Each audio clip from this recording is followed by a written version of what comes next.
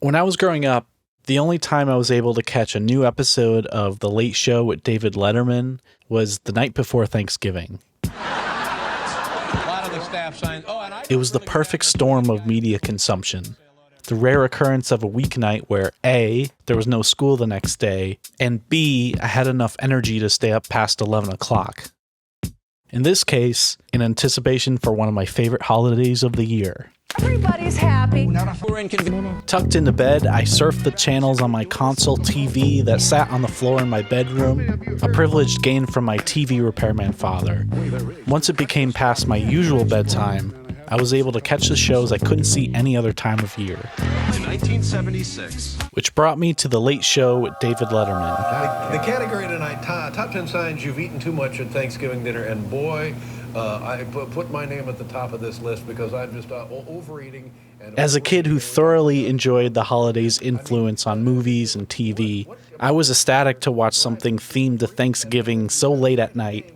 I was getting just a little drop of celebration previewed before the big day. I felt like the exact audience for this.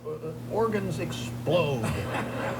Dave would have his mother on from Indiana, and he would try to figure out what kind of pie she was making for Thanksgiving. One pie is pumpkin. Oh, come on! He'd have Thanksgiving-themed segments, and Dave would ask guests what they were doing for the holiday. Hugh, Thanksgiving is right around the corner, and I hope that you have a big, pleasant day lined up with you, your family, and your friends. Is that kind of thing in store? I thank you. Yeah, we're looking forward to have a whole house full of relatives. All right, that'd be good. And will you have... There was something so special about watching that show at that time of night, at that time of year, in that place, in that context, that just kind of set up this unique experience I couldn't get any other way. This midnight happenstance eventually became a secret tradition for me each year. At 11:35 p.m. on Thanksgiving Eve, my wood-paneled television set was tuned to Channel 3, and I took in the ambience of the live studio audience, the music from the house band, and of course the voice of Dave, the master of ceremonies for the night. Okay. These Thanksgiving editions of The Late Show were not necessarily their best episodes, but watching them each year in such a specific environment, alone, late at night, buzzing with holiday excitement, it resonated with me more than what was actually coming out of the TV. That environment developed its own separate expression. Speaking of time, while I was writing this, I noticed something funny. I tried to find old episodes of Letterman's Thanksgiving Eve shows, November 23rd, 2000, November 28th, 2002, November 24th, 2005. I looked those up on a calendar, and those episodes were on Thanksgiving Day, not Thanksgiving Eve. So I tried to double check this. I reached out to David Yoder, who runs a website called DDY's Late Show fan page. He had episode logs of every Letterman show as far back as 1985. According to his logs, David Letterman started doing Thanksgiving Day episodes starting all the way back in 1989, before I was born, and then all the way up to 2008. The Late Show didn't start doing their Thanksgiving-themed episodes on Thanksgiving Eve until 2009.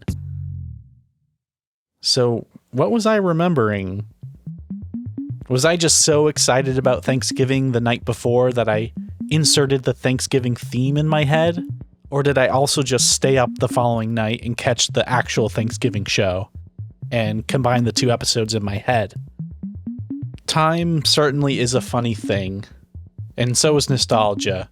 Enjoying art and media through the lens of time can add a whole additional layer of depth and emotion to it, and apparently a whole new life in a person's mind.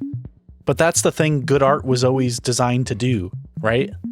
Whether my memories are accurate or not, I still have created this annual media-based ritual that makes me feel good, and will probably stick with me forever. Even though Letterman's show is now retired, I still find the late night talk show comforting. I have made it a point now to catch Late Night with Seth Meyers on the night of Thanksgiving, as Seth has made it a tradition each year to bring his whole family on as guests for that episode.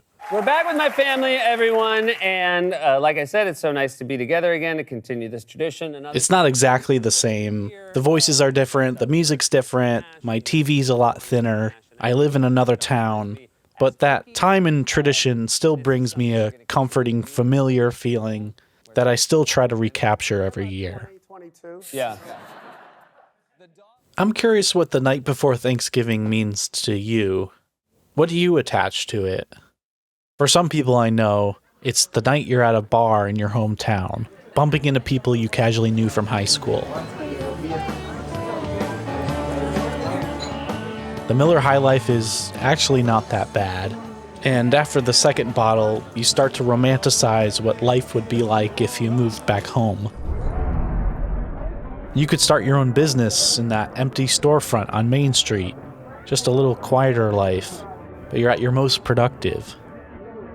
You stop, look around, and second-guess that thought. Even though you would be able to unironically enjoy the country pop that plays on the weird app-controlled jukebox at any time, you know that by springtime you'll realize why you left in the first place. For some people I know, it's the night you're prepping. Cleaning the kitchen, the living room, the bedrooms, the front steps, especially for those guests you suspect will be arriving earlier than you appreciate. You put the extension on the kitchen table and add 2 more chairs. You even mop the floor this time. And after the final sweep, you light a candle that vaguely smells like pumpkin pie or vanilla. Pumpkin pie, vanilla bean? The kitchen's closed for the night. You flick the light off. Only the candle and the light underneath the mounted microwave illuminates the space. And while you're running through the house attending to all the other rooms that need to be made up, each time you walk by the kitchen, you take just a slightly longer glance. The counters are so tidy. The stovetop is the cleanest it's been all year. It's the calm before the storm. And of course, for some people I know, there are the bad feelings attached to the night before Thanksgiving.